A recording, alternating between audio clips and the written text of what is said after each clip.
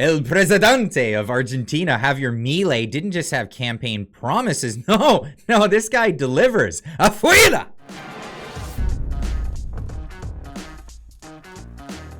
Now, in North America, we're having some different story altogether. BC Prosecution Service updates hate crime definitions. Yeah, that's right. They want to make it one of these things where they could throw you in jail for what they call conversion therapy. Now, conversion therapy is what they're defining as telling your kids, after the teachers that have told your kids that there's some other loop-de-loop gender or creature, that no, they're just a normal kid. They're considering that conversion therapy. It is quite scary. I'm going to be covering this more in depth, but now let's cover South America. Japan has been doing some great parodies of what's happening down there. Here's a parody of Javier Milei in action.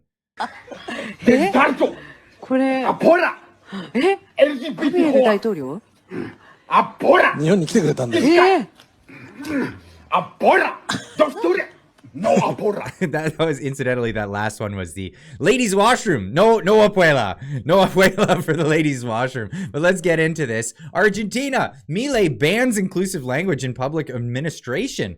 Wow, so they won't be able to use this language, the new gendered language or cultural appropriation or cultural Marxism language. Inclusive language has been banned. The government of Argentina, led by new president Javier Milei, has banned the use of inclusive language, in quotes, in all references to gender issue in public administration. This was announced by the presidential spokesperson, Manuel Adorni, and thank goodness he was there to make this announcement. In today's press conference, the government will take all necessary actions to prohibit inclusive language in national and public administration, Adorni said, because it has been used as a political tool. Graphic signs cannot be used to make language inclusive, such as the spiral or plural endings, and unnecessary use of feminine gender must be eliminated. Adorni said the government was not interested in entering into a language debate and reiterated that the gender issue had been used as a political affair by previous administrations and, well, all over the Western world, as we've seen. And it really is only one side of the political aisle that's been using this largely and pushing it in to sow divides. And divides is what they've been doing. It's tearing apart society. It's creating division everywhere you go. And what do you want in government? You want to bring people together. What do you want to do in, well, let's say maybe the military? Yeah, that's right. Let's get rid of it there too. In Canada, of course, you've seen what's happening. We have tampons now available, menstrual products in all men's washrooms in the military. This is something that's been happening here in Canada, but no, down there in Argentina, it seems like they're doing the right thing. And this, I want to just say this real quick. This actually means that we're on the right path. If you remember to the whole speech with Klaus Schwab saying that they've penetrated the cabinets, when he said that, he gave two examples. Justin Trudeau and his administration, and also the administration in Argentina. Now look how quickly the Argentines turned that around. We could do it here too. Let's get on it. So let's get back to this story. President Javier Milei government has announced it will be banning gender inclusive language across Argentina's armed forces. Thank goodness. You'd think that maybe I don't know, defending yourself and saving lives might be a higher priority, but not in other places in the Western world. And up until just recently, the same in Argentina. The government of President Javier Milei, El Presidente, a conservative libertarian, has banned gender-inclusive language in Argentina's armed forces. The purpose of the ban was to eliminate incorrect language, which can lead to misinterpretation, affecting the execution of orders and conduct of military operations, said the resolution published in the Defense Ministry's X account. They went straight to Twitter for this.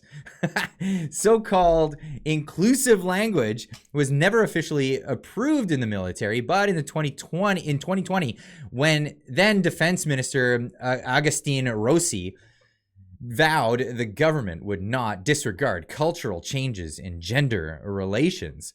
This led to such unofficial discussions as soldado for male members and in the military, and soldalda for female ones, in line with the Spanish language rule of attaching a gender to every noun, with words ending in o generally masculine and a or feminine.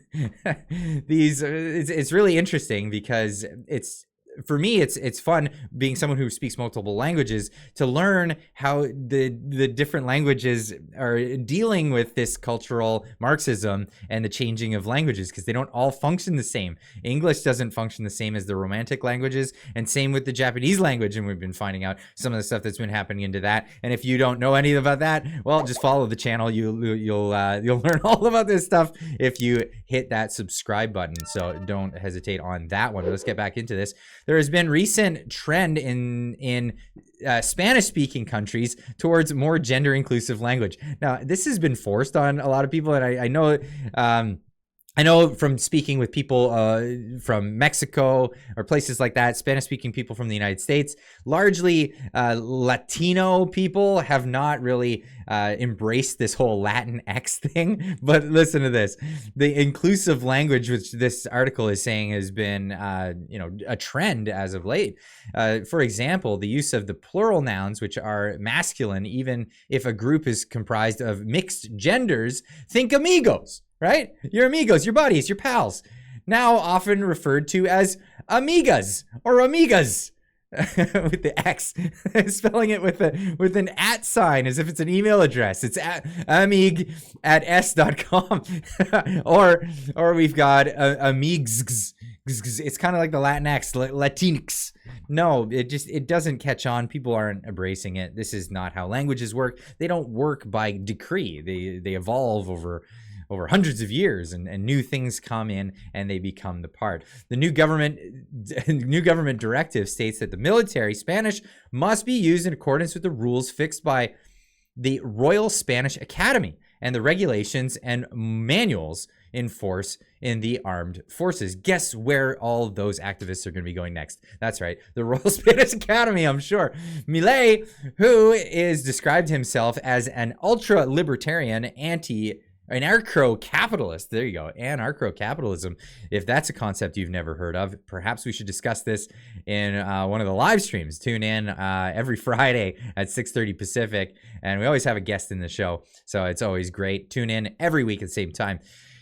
He's an anarcho-capitalist, self-proclaimed. He holds conservative stance on issues such as abortion and climate change. But that's where we're at. This is an interesting development, and let's just say what it is. It's a welcome development. It's glad to see this kind of thing happening in the Western world. Just as so many people are falling for that black pill and seeing that there's in their perception that there's no way out of this. It's pack up or something bad. No, it looks like there may be a peaceful way out of this stuff. We just need to have the same sort of movements in other parts of the Western world, just like they did in Argentina and are continuing to have in Argentina. Anyway, leave a comment in the comment section down below. Let me know what you think. We'll see you in the next one. Keep on trucking.